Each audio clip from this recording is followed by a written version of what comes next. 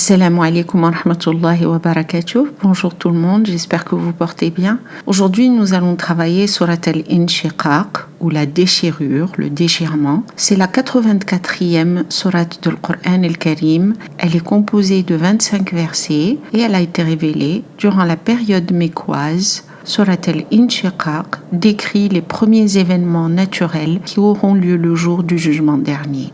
La surah tire son nom Al-Inshiqaq dans le premier verset. Al-Inshiqaq signifie déchirer, séparer en deux, scinder. Surat Al-Inshiqaq décrit le moment où le ciel se déchirera. C'est l'un des événements du jour du jugement dernier. Surat Al-Inshiqaq est l'une des premières sourates révélées à la Mecque. Son thème indique que la persécution des musulmans n'avait pas encore commencé, mais que le message du Coran al-Karim transmis par notre prophète Sayyidina Muhammad sallallahu alayhi wa sallam était ouvertement rejeté par les Mécois. Les habitants refusaient de reconnaître l'existence du jour de la résurrection, le jour où ils devront comparaître devant leur Seigneur, Allah subhanahu wa ta'ala, pour rendre des comptes de leurs actes.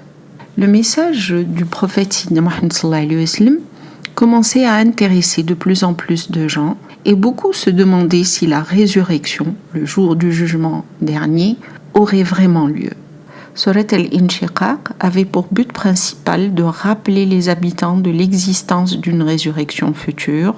Ce jour-là, ils se présenteront devant Allah subhanahu wa ta'ala pour rendre des comptes de toutes leurs actions.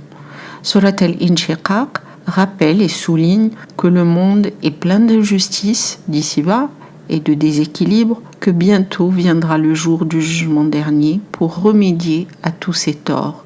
Chacun d'entre nous sera jugé sur ses actes commis sur terre. Les croyants seront sauvés par Allah subhanahu wa ta'ala. Les non-croyants, les fraudeurs, se retrouveront en enfer. Surat al-Inshiqaq décrit avec clarté les grandes étapes du jour de la résurrection, le jour de l'examen ultime. Surat al-Inshiqaq décrit les signes de l'heure ainsi que les épreuves et les difficultés à affronter durant ce grand jour. Surat al-Inshiqaq informe l'homme qu'il devra comparaître devant son Seigneur Allah subhanahu wa ta'ala, que ses actions sont inscrites dans un livre qu'il retrouvera détaillé. Celui qui prendra ce livre avec sa main droite sera soumis à un jugement indulgent. Quant à celui qui le saisira derrière son dos, il appellera au secours pour échapper au supplice et brûlera en enfer.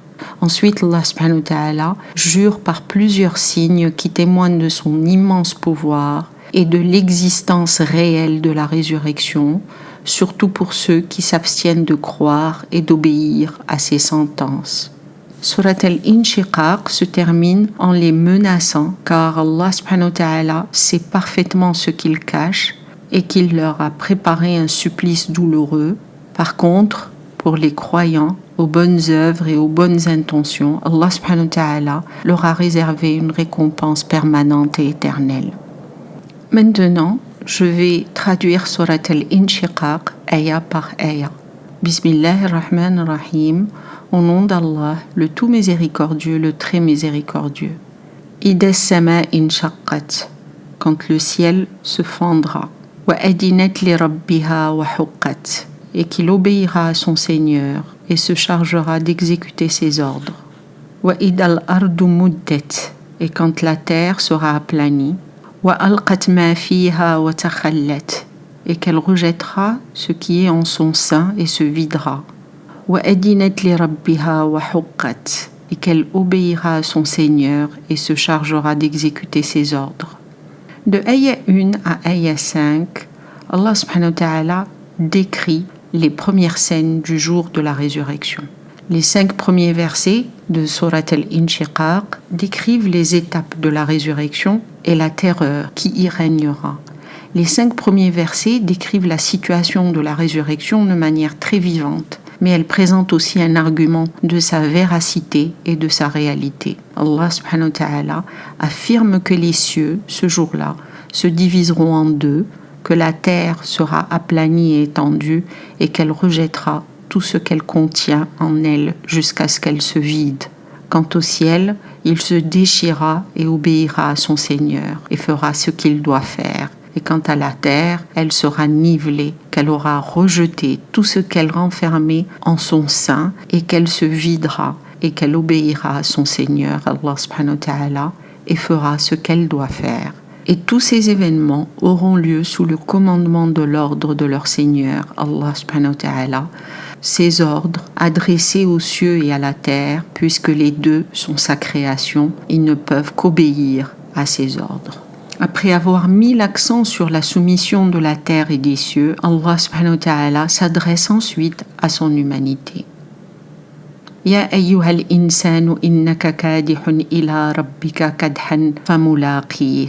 Ô toi qui certainement t'efforces avec ton âme en route vers ton Seigneur, et à la fin tu parviendras à lui, tu feras parvenir ton esprit à Allah subhanahu wa ta'ala. فَأَمَّا مَنْ أَتِيَ كِتَابَهُ بِيَمِينِهِ. Mais celui à qui on donnera son livre des actions, le film de sa vie, du côté droit, فَسَوْفَ يُحَاسَبُ حِسَابًا يَسِيرًا. Lui sera jugé avec un jugement facile. وَيَنْقَلِبْ إِلَى أَهْلِهِ مَسْرُورًا. Et il retournera réjoui parmi les siens. وَأَمَّا مَنْ أُوتِيَ كِتَابَهُ وَرَاءَ ظَهْرِهِ. Et celui à qui on donnera son livre, le livre de ses actions, le film de sa vie, derrière le dos, فَسَوْفَ يَدْعُو ثُبُورًا. Lui invoquera immédiatement la mort, il va prier pour disparaître. يَصْلَى سَعِيرًا. Et il sera jeté dans un feu ardent. إِنَّهُ كَانَ فِي أَهْلِهِ مَسْرُورًا. Certes, lui, sur terre, se réjouissait parmi les siens. إِنَّهُ ظَنَّ أَن لَّن يَحُورَ. Certes, lui s'imaginait qu'il ne retournerait jamais à Dieu, à Allah subhanahu wa ta'ala. Bela, inna rabbahu kana bihi basira. Non, ce n'est pas comme ça. Certes, son Seigneur le voyait parfaitement. De ayah 6 à ayah 15, Allah subhanahu wa ta'ala s'adresse à l'humanité. L'homme, conscient ou pas de ces événements à venir, se dirigera vers sa destination ultime, où il comparaîtra et rencontrera son Seigneur. À ce moment, au jour de la résurrection, l'humanité sera divisée en deux groupes distincts. D'abord ceux qui recevront leur registre dans leur main droite, ils seront pardonnés, recevront une félicité sans borne et seront également exemptés d'un rude examen.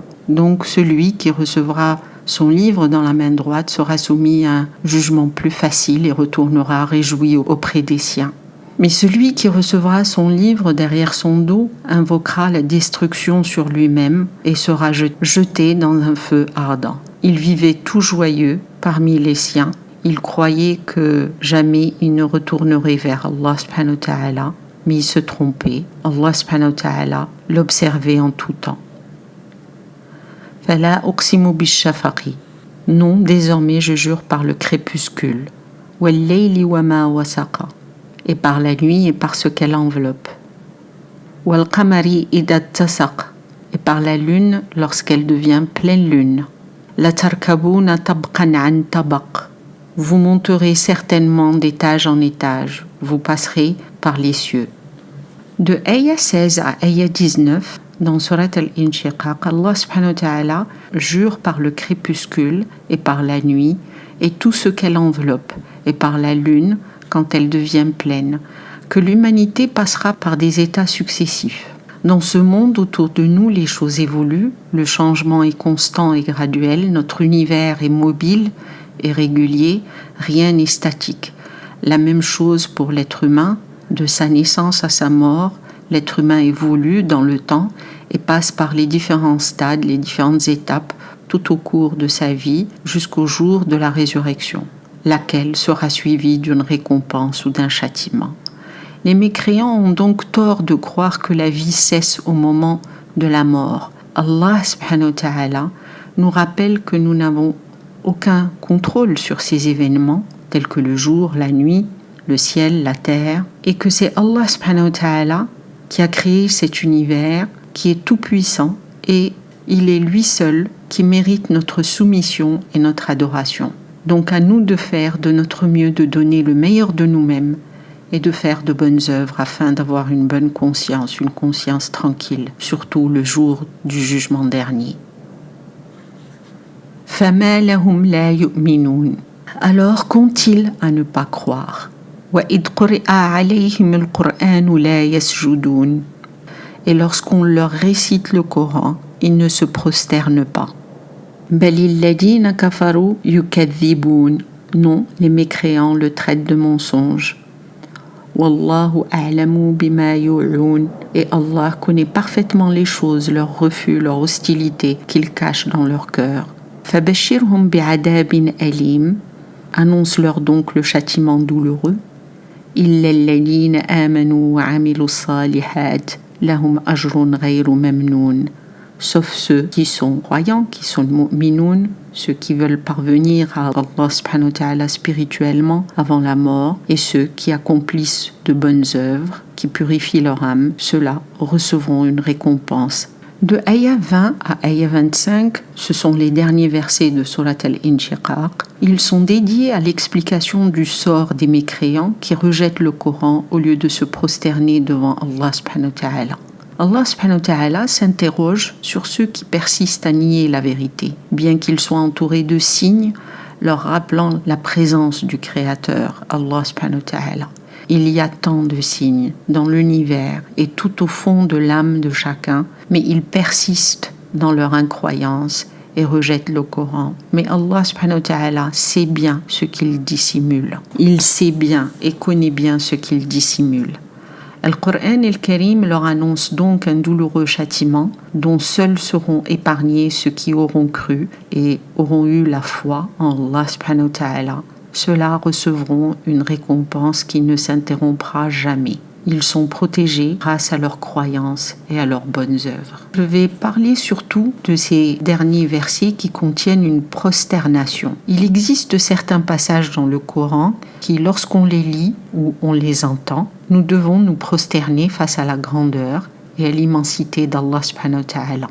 Vous avez dû certainement remarquer que lorsque vous lisez le Coran, il y a soit une petite illustration sous la forme d'une porte à la fin de certains versets, ou carrément l'on souligne un mot plus particulièrement. Il s'agit de la prosternation de la lecture du Coran al-Karim, ou encore appelé en arabe sujud tilawa. Et très souvent vous allez trouver le mot yasjudun. En général, le mot est souligné.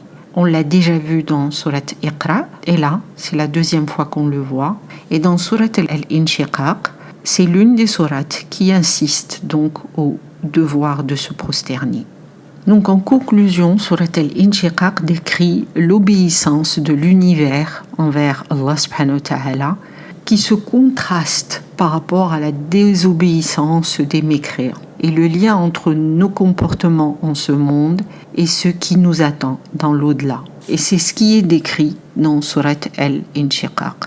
Les mécréants qui rejettent le Coran al-Karim, au lieu de se prosterner devant Allah subhanahu wa ta'ala, quand ils entendent ces versets, où ils ont été avertis d'une sévère punition.